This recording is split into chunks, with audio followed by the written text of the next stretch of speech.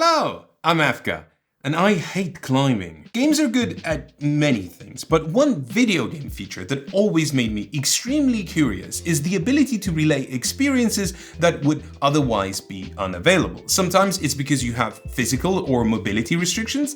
Other times, well, maybe something scares you, and video games, which are not real, let you explore those experiences in a safe way. Obviously, I haven't really got the bod for scaling mountains or, God forbid, hanging down, but for as long as I can remember, I've been terrified of heights. And when I say terrified, I don't mean scared. I mean that whenever I'm at least 2 meters above ground, I get this nauseating sense of vertigo, and I'm a little better with it now, but whenever people say that climbing is exhilarating, I'm right there going, yeah, you don't know the half of it. I'm not the only person who feels this way, so it's entirely unsurprising to me that climbing is something you can do in video games. Zelda's Breath of the Wild and Tears of the Kingdom will let you cling to any surface like you're Spider-Man, but push it too far and you'll run out of stamina and hey, ouch, that hurt.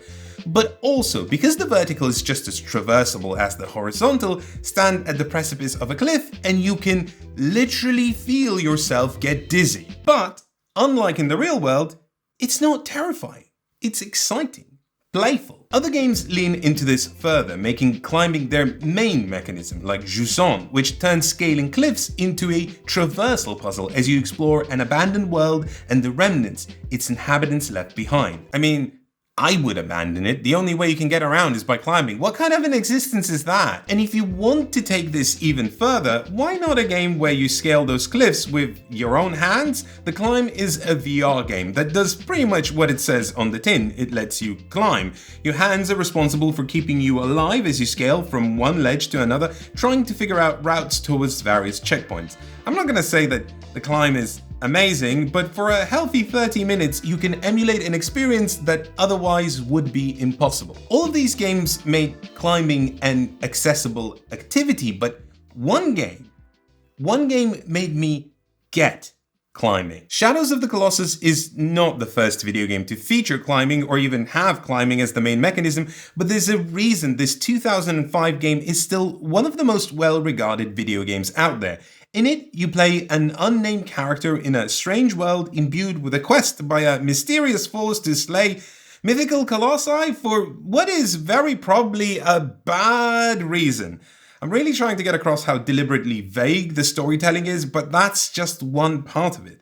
The other is scaling these giant colossi as they thrash and howl and stomp and crush and do everything in their power to shake you off like the ant that you are, until you violently stab them with your sword. Black goop sprays out of the wound and then you stab them again and again and again until...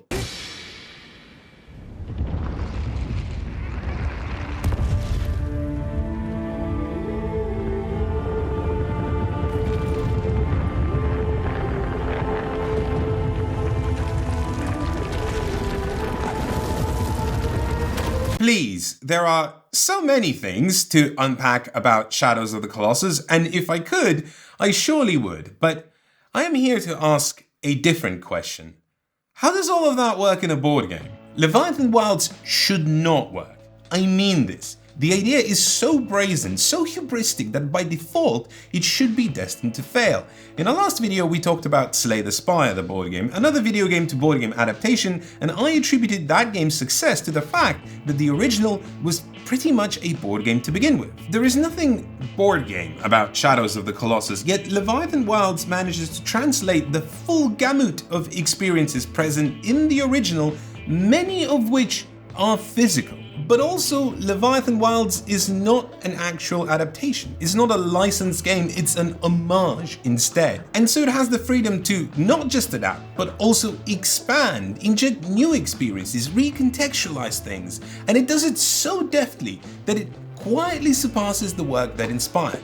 Maybe, I don't want to promise too much. Here's how it works. What I'm going to need you to do right now is put your hands in your pockets and take out all those metal marbles, Acme anvils, all that fruitcake, because it's time to climb. In Leviathan Wilds, you play a team of climbers who will scale gigantic Leviathans to strike them down. And when I say strike them, I don't mean the Leviathans, I mean the evil crystals that grow on them and make them feel bad. Aw, you're helping the Leviathans, what a twist. Each expedition, you will build your climbers creating a deck of cards that represents them. Oh no, I hear you say, not deck construction. Nobody has the time for that in their lives anymore.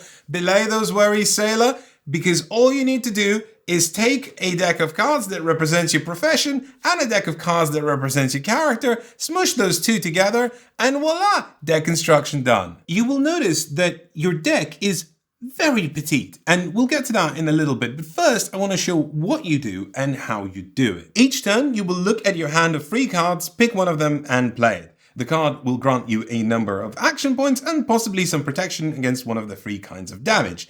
Each action point can be spent to climb. 1 point, 1 move along this grid, which so far doesn't really sound like climbing, so let's add some verticality. Instead of climbing, you can jump. That costs you a whopping 3 action points, but it lets you move 2 spaces, which sounds like a more expensive form of climbing, but with the caveat that it lets you skip the space in between. For example, let's say you want to move to the other side of this gap. If you just use a basic climb action, you will enter an unclimbable area and immediately proceed to, wahey, ouch, hurtling through various spaces that cause damage to your health and your deck until you reach a safe ledge or the ground. And finally, you can glide, which is kind of like a combination of climbing and jumping, where you spend only 1 action point per move and move as far as you want, but only the last space you move to has to be a climbing point for not falling down purposes. The only catch here is that you can only move downwards, hence gliding. Now let's talk about your deck, which isn't actually called your deck. It's called your grip because the deck size represents your stamina. If you ever draw the last card, you immediately start wahey ouching, so you want to time it so that when you empty your grip, you are actually standing on a ledge. Talking of ledges, the last 3 things you can do is rest, which is when you're standing on a ledge, you can take your discard pile, shuffle it, and place it underneath your deck. You can also heal, and finally you can strike these crystals, which I will tell you about later because it's time to introduce you to the real stars of the show.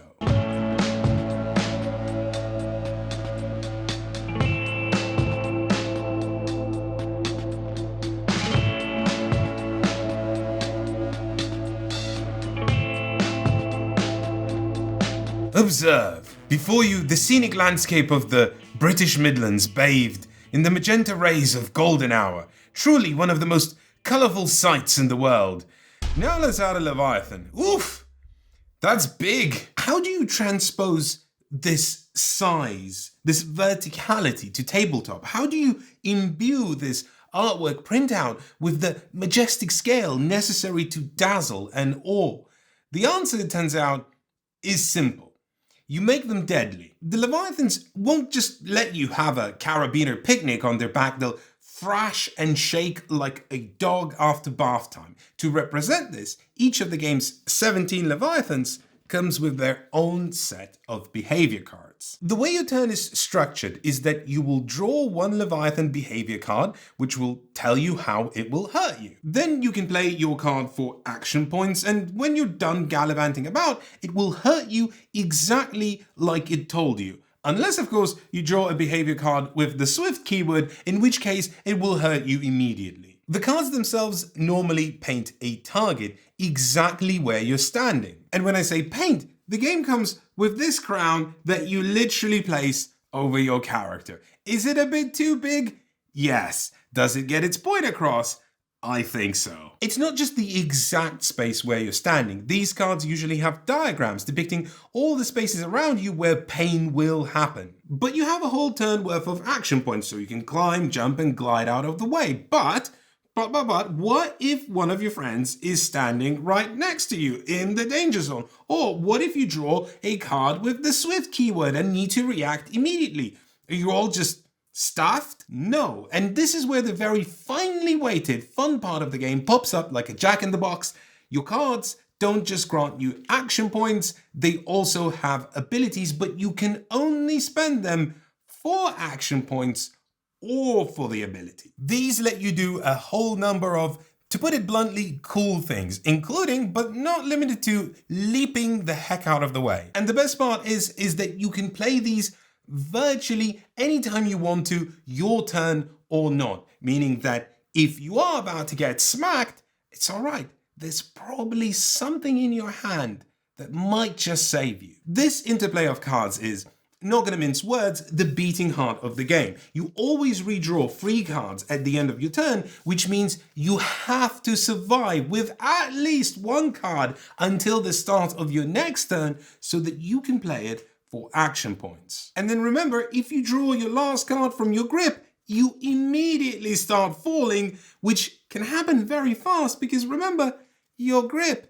is like 9 or 10 cards. And obviously this is much more difficult in a 4-player game where you have to dodge 3 Leviathan attacks before the turn comes back to you. There's a real sense of grit during each behavior card reveal. Because there are only 5 of them, you very quickly learn what they do, which means you know the odds of doom. So very often this game puts you in situations where it's 50-50 and it all depends on a card draw. Do we survive this?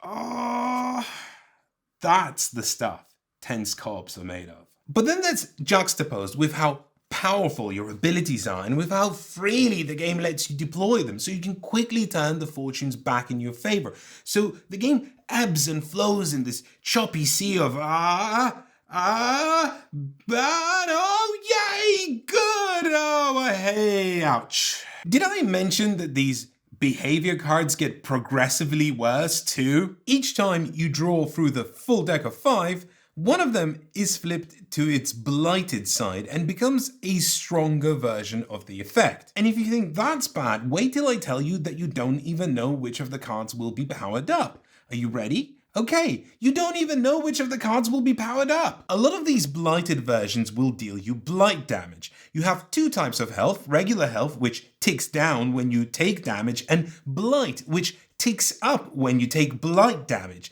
If these 2 cubes ever meet, they kiss and get married. Just kidding, you all lose. You can dodge some of these blight attacks, but others are just various versions of the highest person will take blight damage, or everyone will take blight damage. And that's not particularly interactive, but also fine. The game needs a clock. Where it does get interactive is the various protections you get when you play a card for your action points. Some spots on the grid will deal you health damage or grip damage when you climb through them, or funnier yet, fall through them. But you can also deploy a card for action points with blight protection. This will not prevent the blight from a Leviathan attack, but it will prevent blight damage when you strike a blighted crystal, which is yet another layer of tactics in this inverse spelunky from hell. Look, I like this game. It's cute, it's fun, it's tense, it's clever. It's got a character that has to flip a coin every time they try to do one of their card effects. Like,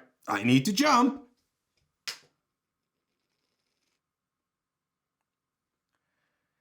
Shall we just start the game again? You don't have to play with that one. There's loads and loads of character combinations. You could be the mushroom guy, because of course there's a mushroom guy in this game. He goes around the Leviathan and picks up these mushrooms that I forgot to place in the before shot, so quickly had to do it in between these scenes. And so he gets them and then he powers himself or other people up with various abilities. You know, because mushrooms power you up, and insert another joke that would get me demonetized. But I don't know if you need this. Like, I'm keeping it because I think it's too delightful to not enjoy. But there's so many light co-ops out there. This year alone, it's competing with Daybreak. I think they're, but here's a few more things about it that bug me. The rules are written in this weird way where they are super approachable, great, we definitely need more of that, but then it's also trying to cater to people who enjoy complex card interactions with strict timing rules, but it never makes those timing rules clear enough. Each of the 17 Leviathans feel very different. The first one's just a dirtly turtle to teach you the ropes of the game. The second one is the one we've been showing you in the video that teaches you verticality, but then it ramps it up with this cool lightning pillar mechanism on the third one where behavior cards affect entire columns on the grid. Draw a triangle effect, all the triangle columns get hit. Draw a square effect, all the square columns get hit. And the higher you go, the more the Leviathan becomes more vertical and more lean, meaning there's a scant few nooks and crannies to hide in. This is just the tip of the iceberg in the ambition of Leviathan design, but as that ambition increases, so does the rules confusion. I introduced this game to some friends of mine with Leviathan 4. Which has a convoluted eye mechanism that isn't explained clearly. And I was like, you guys, this game is so cool. You're gonna have so much fun. Wait, how does this work? One second, I'm gonna have to BGG this. Bad game, bad. No biscuit for you. And finally, here is an actual mechanical criticism, although I guess it's not so much a criticism, but more of a statement of preference. The game lives entirely in the reactive domain. It's not random. You have a lot of control over how you respond to things. But the flow of it is that bad things gonna happen. How will you respond? And there's a lot of leeway in how you craft that answer. But even your forward planning is limited to what card will you throw away for danger? Contrast it to another co-op like Daybreak, where you can formulate strategies and plans, what your aims and goals are. And the difference is quite stark. In Leviathan Wilds, when you begin the game, you'll draw a vague line towards a crystal and say to your friends, I guess I'm gonna go that way and see what happens. But what you can't do in Daybreak is rest yourself to the very precipice of a gangly hulk and then intentionally plummet down to a ledge right near the bottom, strike the last crystal and save the game in one chandelier swinging turn. In moments like this, Leviathan Wilds lets you feel invincible, impossible. You are conquering gravity in a way like divers in squirrel suits exploit the rules of physics, or actually not exploit. They find niches within the rules where they can thrive in, so you too find niches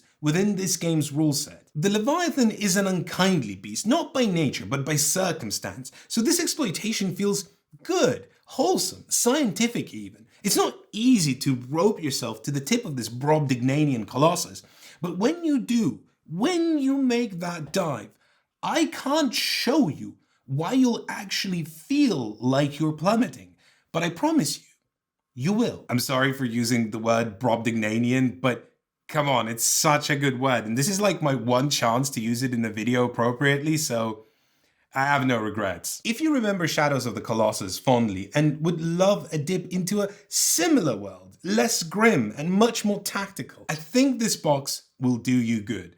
One small note, this game is from an indie publisher, so the first print is already out of print, but it's back on crowdfunding now, yay! If you do back it, make sure they do good on that promise of an FAQ, or maybe even a rulebook rewrite, because this game really needs it. Talking of indie, Guess Which Board Game Review channel is also independent and does not accept review copies from publishers or work with them in any way. That's not entirely true. We did email this company and say, hey, can we have a high-res image of a Leviathan that we can superimpose over the British landscape? And they said, sure, here you go. But I don't think that really counts. So if you'd like to support that kind of work, please head over to our Patreon, where you can give us a bit of money every month. And in exchange, you support our work and get bonus episodes of our podcast. It's a podcast about board games. Of course it's amazing. Everybody likes those. I do. You probably do too. So do that, support us, and see you soon.